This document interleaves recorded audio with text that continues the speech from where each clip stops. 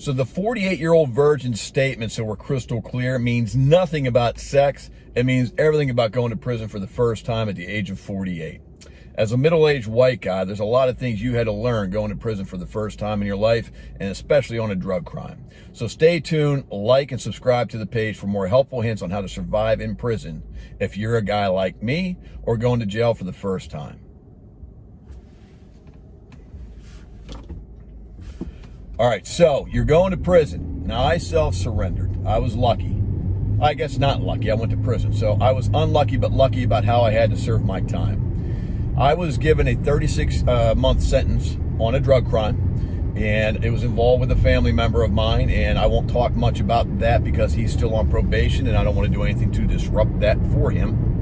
But the long story short is that I did 36 months as far as my sentence. I did about 22 months actually serving, and I started out in camp life, which was, I mean, now that I look back at it, pretty easy.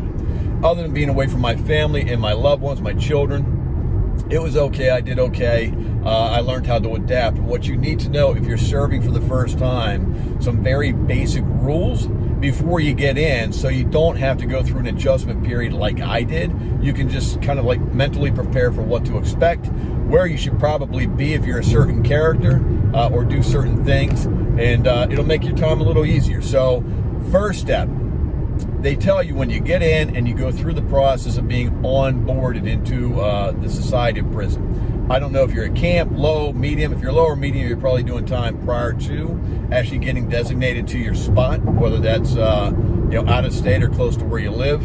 You want to hopefully get close to where you're at so you can have family and friends come and see you, and you kind of want to pre-investigate as your trial's going on or the sentencing process. Do some investigations on how to navigate best for your situation as far as loved ones and proximity to home. You'd love to stay connected with your people. I promise you it's well worth the invested time and energy to try and investigate on how getting sentenced closer to home versus further away. Either way, you're far away because you're away from your people. But again, them being able to come and see you, it's just worth its weight in gold, I promise you. So after you've done some of those investigations, again, whether you pled guilty, found guilty, whatever the case may be, interact with people that might be in the know or some people that are counseling you on how to handle your case. And again, worst case scenario, if you're going to do time, find out how you can try to get best suited for proximity closer to home. My understanding is they got to put you within 500 miles of your home base or the court that you're sentenced out of. Again, I don't know that to be 100% factual, but 500 miles is a long way away. It's a couple of states, and that's as the crow flies, not exactly twists and turns. So that can make for a long haul for your people. If they don't have the kind of cash or the disposable transportation to utilize on weekends, that might be a bit of a burden for them to come see you. Second thing you want to do prior to surrendering or being sentenced and going to jail, you might be being held in a local county or a city jail while on trial. Look into setting up money for your commissary and how to survive. You can probably have your people send you in on the mail, a commissary list. If you're in the federal system, they have those things posted pretty easily to find online. Have them print one off, send to you in the mail. You've got nothing but time on your hands right now anyways. And investigate and look truly through that list about A, what costs are for the different items that you would like to have or the must-haves that you're going to need. And then B, plan out and budget, because there's a certain amount of money you can only spend in a month's time. So, and we'll go over that more on how you can actually capitalize and monopolize that a little bit better. But you don't want to spend all your money on one shot and then be 2-3 weeks into that month not being able to spend any more and then being out of items that you wanted and or needed. So spend some time while you've got it on your hands prior to going away, if you're going away. And again, if you're in custody on trial, you've got nothing but time on your hands. So read up on this information. As boring as it may be, it will serve you better in the long run. Okay, so those are the two things I would do prior to going away. Look at commissary lists that are available online, whether city, state, local, or fed. They have them available. You can get a general idea of what things cost and what's available to you based on the compound or based on the system as of today's date. There's a lot of helpful videos out there, I'm quite sure, on what you should or shouldn't eat. There's a lot of guys out there doing jail videos about prison menus and how to cook in your cell, and we'll cover some of that stuff from my perspective also, because I had some guys helping me out when I was in. and we'll talk more about that in a minute. And then again, most importantly, keeping connected with your people. Don't get thrown into a situation where you don't know how to navigate through that. You're going to want to get names, addresses, and phone numbers on a list, and you're going to want to have that sent once you get designated to an area. Have that sent to you in the mail immediately, so that way you can upload that into your contacts and get approval for communication. Get your visitors list sent out so they can fill that out and do the backgrounds on your people and make sure they can come and see you. So get all those things prepared ahead of time. Again, planning for the worst case scenario is the best case scenario in a prison talk. If you go to prison, depending on where you go, I started out in camp life, and apparently I wasn't cut out for camp. I had to go up the ladder to find my level of satisfaction. So I did some other things, get thrown out and get moved up a security level to a low. But while at camp, there's some things you can do to pass the time by and really kill a day, because when you have nothing but time on your hands, it is so depressing to watch the minutes tick away in an hour, because you don't watch the minutes, you start counting the seconds. And when you start doing that, that'll make you stir crazy, that'll make you act out, that'll make you deeply depressed, and you will certainly become institutionalized at a breakneck speed. So you don't want to do that. What you want to do is get a reading list together. If you don't have hobbies now like reading or crafts and things of that nature, explore in your mind prior to, again, sentencing, or if you're in a holding cell while on trial, explore in your mind the things you've always had an interest in but always found excuses of why you can't do, and make that list of priorities that you want to accomplish while doing time. I promise you, there's an endless supply of things to do if you actually let your mind open and recognize here's an opportunity to come out better than you were prior to going in, and maximize that time that's on your hands, okay? It'll keep you occupied. It'll keep you in the right frame of mind. It'll keep you away from the bad things that go on inside the system, and it'll make your days go by. You'll sleep at night peacefully. You'll wake up educated, and you'll be enthusiastic about going and doing another day, and you know it's one day closer to freedom.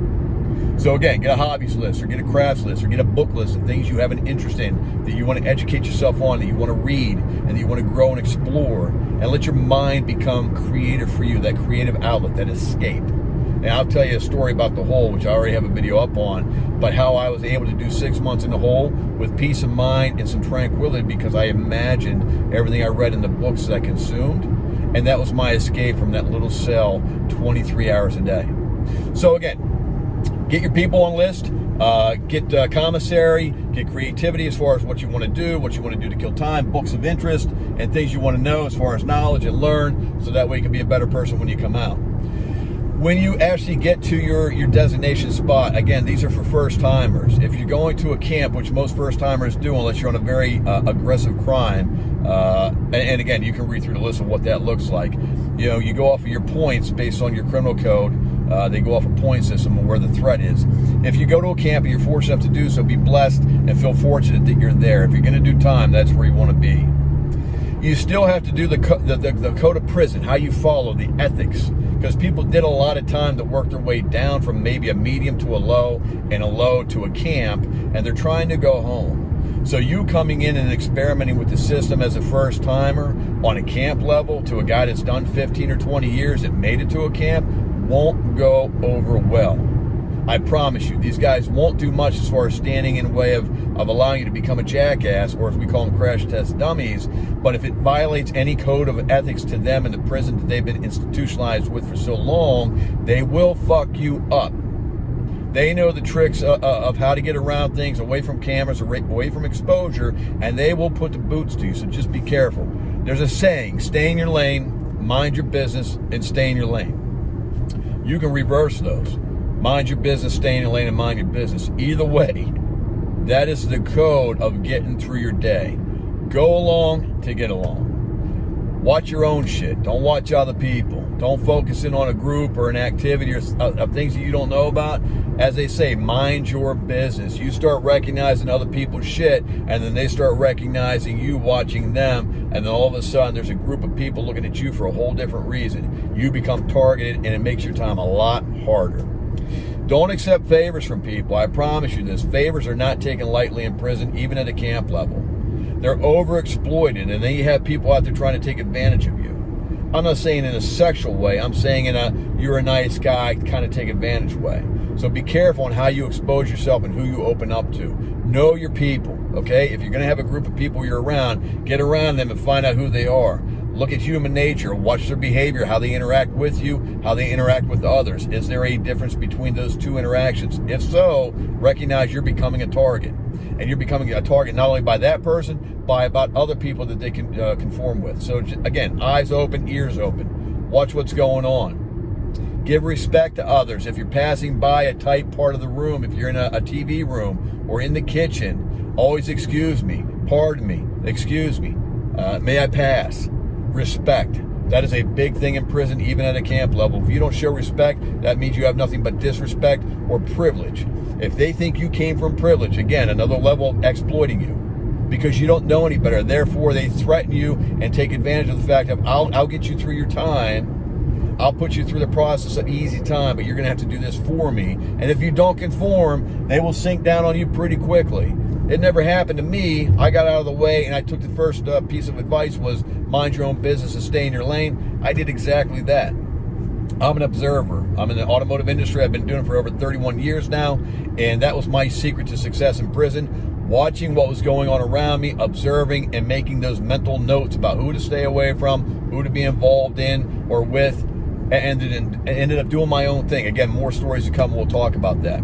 Okay, so these are some helpful pieces of advice as far as pre-sentencing or pre-arrival at prison at a facility. This is at a camp level, which is where I arrived. More things to talk about, how I grew up the ladder of custody, and that's not a positive thing. I went up to a low and ended up being discharged from being behind the razor wire, which I'm telling you is a whole different experience. So again, if you're in a camp, love it, like it, do your time, be creative, be positive, and be educated when you come out and go home to your family and loved ones and regain traction in life at any cost. Doing what I did cost me a lot. It cost me time, it cost me a little cash, it put me in isolation for 6 months, and that in itself will drive you up a wall and make you clinically insane. However, mind over matter. I was coming out a better person. I knew I was going home sooner or later, and I reconstructed how I thought while in that the shoe or isolation or whatever you want to call it. So more on those topics later on. Like and subscribe to these videos if you find them interesting. Hit the bell for notifications. This is Prison Talk from a guy who's done some time in the Middle Ages, from a car dealership owner in a professional atmosphere and career to throwing it all away to do time for a drug crime that he didn't want to be involved in to begin with. And we'll talk more about how that happened as well. My name is Chris Taylor. This is Life Beyond the Bars. Thank you.